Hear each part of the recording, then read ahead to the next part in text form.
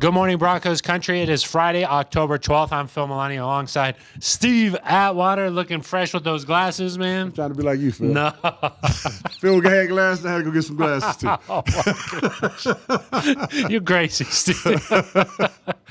Steve, it's Friday. We're going over our keys to the game here. I know that running the ball will be important for this Broncos offense. It's going to be important that we, control the clock by running the ball. We got to take as much time off that clock as possible, especially if we somehow are able to have the lead. We got to run that clock, run that ball effectively. We had 17 rushes last week. I know a lot of people are, kind of pounding the table to have more rushes out of Royce Freeman and also Phillip Lindsay. So I think that's definitely a key to the game, is being able to run the ball and run the ball effectively. We saw the Rams last week give up 190 yards rushing to the Seattle Seahawks, so pounding that football. On the other side, I guess it all starts with Todd Gurley, right?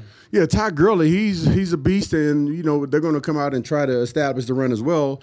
They also have three good receivers, so they can kind of go whichever way they want to go normally. But I would imagine they're going to try to establish the run with Todd Gurley. And last week, of course, we gave up over 300 yards rushing. So hopefully those holes are fixed. The edge rushers aren't going up the field so far. Hopefully on the run plays, they're staying right at the line of scrimmage so that guy can't scoot through that gap there. And our safeties and corners got to do a better job of, making sure that they keep their balance and make the tackles. You can't. It's hard to make tackles when you're diving.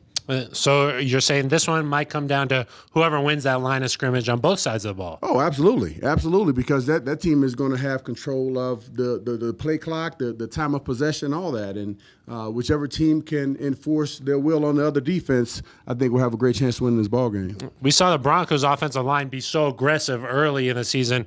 You want to see them get back to a little bit more of that nastiness, right? Yeah, I don't know. They were doing something different in preseason and earlier, where I think they were trying to set a lot quicker at the line of scrimmage, and I'm not sure if they're still trying to do that same thing, but the blocking just isn't as effective as it was earlier in the season. I know they have it in them. We've seen it.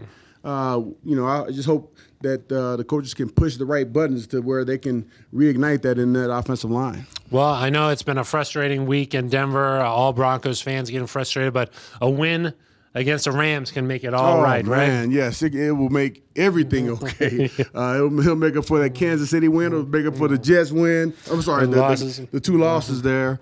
And the Baltimore loss. I mean, we can write all those with this big victory against the L.A. Rams. Well, it's time to get it done out on the field. It could be a snowy game on Sunday here in the Mile High City. We'll see what happens. But until then, that's going to do it for us. For Steve Atwater, I'm Phil Milani. This has been Good Morning Broncos Country.